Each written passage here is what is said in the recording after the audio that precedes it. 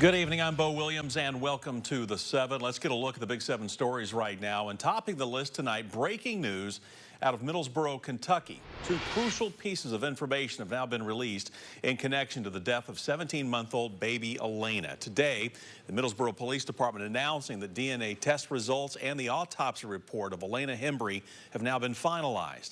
This investigation started last July when Elena was taken from Middlesboro to East Tennessee Children's Hospital. Attorney Lisa Fugate claimed the child had suffered signs of abuse. The 17-month-old died from her injuries 2 days later, and her mother, Erica Lawson, was arrested that same day. A grand jury indicted Lawson on murder and other charges back in August. What we are learning now from the finalized results, it has now been revealed that Elena Hembry's cause of death was non-accidental blunt force trauma. As for DNA results, the Kentucky State Police Forensic Lab tells us no male DNA was found. We're told these two pieces of the puzzle are crucial as this case goes to trial. Our next Big 7 story, two people are on the run after a reported carjacking followed by a crash in the Halls community. According to the Knox County Sheriff's Office, a woman was parked in front of the Summit Towers to pick up a man and woman from a CAT bus station when she was forcefully taken out of the vehicle. The suspects then drove from the scene with the woman's belongings still inside the white Kia sedan before it was involved in a crash. This was around 2:30 on Andersonville Pike near Emory. That crash was just a block or so away from Halls High School, prompting Knox County schools to put all Halls schools under a soft lockdown. Now, the two suspects abandoned the vehicle and ran. Knoxville police identified the two suspects as Tyler Christian and Elizabeth Terry. You see their photos. They shared these pictures on social media. KPD, along with the Knox County Sheriff's Office and K-9 units, have been searching for the suspects since the initial 911 call came in around 1 this afternoon. If you see these two or know something that can help out investigators right now, you need to call 911. All right, our next Big 7 story tonight, there's an elevated fire risk for East Tennessee, so Knoxville fire crews had to quickly jump into action when a small brush fire was reported this afternoon. It happened along Dunn Street near Meads Quarry in South Knoxville. Because of the current weather conditions, crews were worried that flames would spread, but fortunately, KFD got the fire under control quickly. Crews sticking around to work some of the hot spots. No word, by the way, on what caused the fire. Meanwhile, a prescribed burn started causing concern last night as smoke began filling the air in Sevier County. A lot of people called 911 yesterday between 4 and 8 o'clock worried about the smoke. Well, although the heavy smoke has now since moved out, the haze remains near Wares Valley. And for those who lost their homes in 2017 and in 2022, this sign of fire, well, keeps them on edge. Anytime I smell smoke, it's a panic attack. I've been working on that for years, getting better for my own personal growth, but it's very stressful.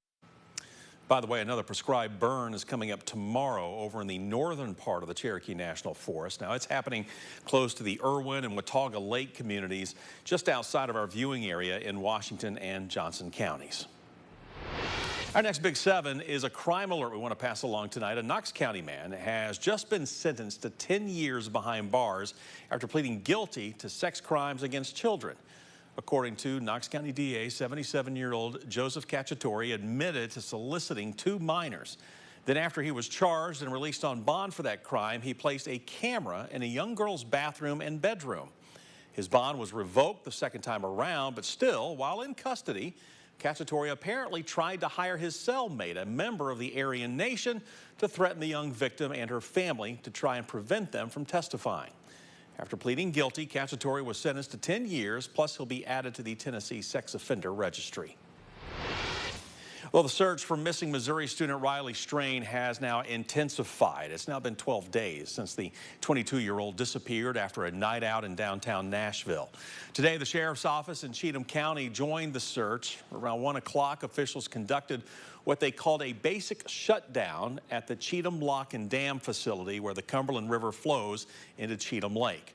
Meanwhile, the TWRA, along with the United Cajun Navy, hit the water in West Nashville.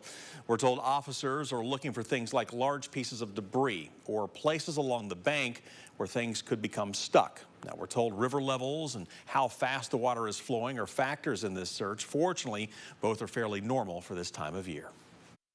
Our agency plans on assisting with this search effort and patrols and make ourselves available as much as we can. We do have a limited number of officers in our district, but as the weather allows and other calls and responsibilities allow, we're going to make a very good effort to have a presence on the river to help for the search efforts as long as we can. Meanwhile, family and volunteers have spent the day putting up flyers, hoping someone will see them and come forward with new information. Of course, we'll make sure to keep up with their efforts. And our final Big 7 for you tonight, City of Norris is creating a stormwater utility following issues with sewage spills in the Buffalo Creek. Those spills leading to the city being issued a fine from the Tennessee Department of Environment and Conservation.